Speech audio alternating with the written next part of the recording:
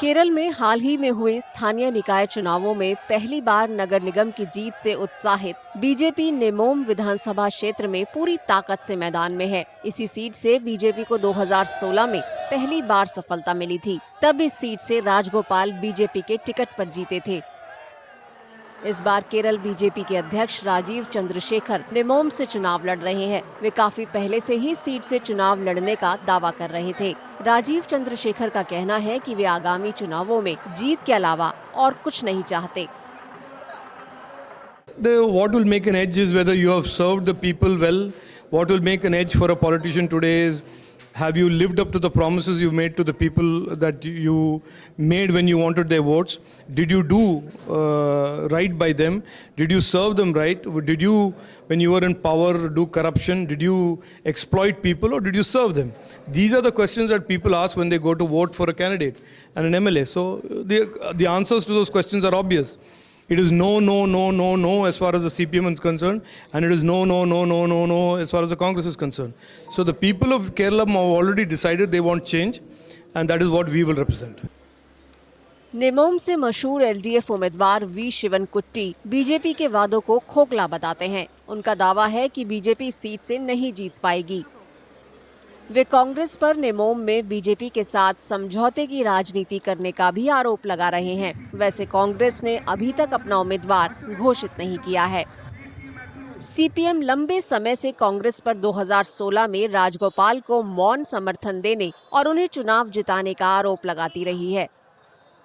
हालांकि 2021 के चुनावों में शिवनकुट्टी ने वही किया जो केरल के मुख्यमंत्री पिनाराई विजयन ने वादा किया था। 2021 में सीएम विजयन ने चुनावी रैलियों में ऐलान किया था कि एलडीएफ केरल में बीजेपी का खाता नहीं खुलने देगी, और ऐसा ही हुआ भी। അക്കൗണ്ട് പൂട്ടിക്കാൻ വന്നു, ഇനി തുറക്കാതിരിക്കാൻ വിടുമോ? 2026 അക്കൗണ്ട് തുറക്കാനൊന്നും പറ്റില്ല, പൂട്ടിട്ട് പൂട്ടിയിരിക്കല്ലേ. പണാധിപത്യമാണല്ലോ, ജനാധിപത്യത്തെ പണം കൊണ്ട് വാങ്ങാന്നുള്ള മട്ടിലാണല്ലോ വന്നിരിക്കുന്നത്.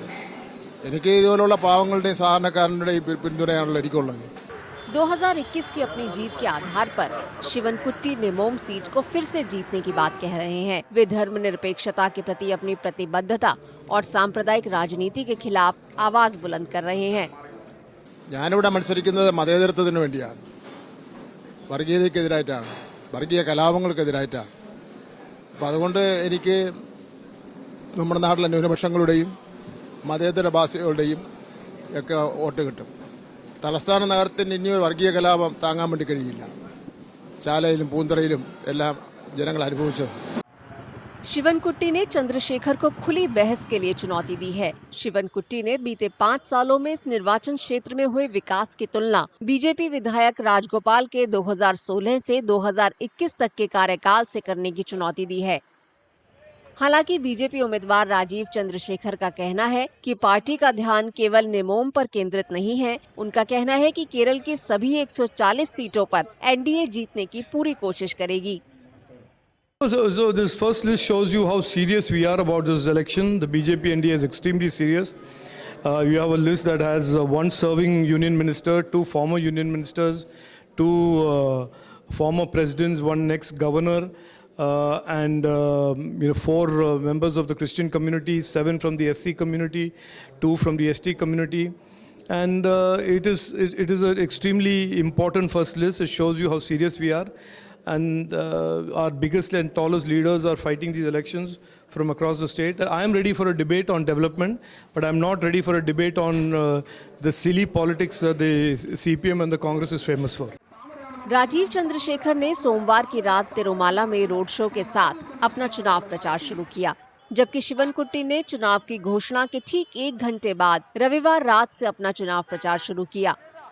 बीजेपी की वापसी की कोशिशों और सीपीएम की अपनी स्थिति मजबूत करने के दृढ़ संकल्प के बीच नेमोम में कयासों का बाजार काफी गर्म है।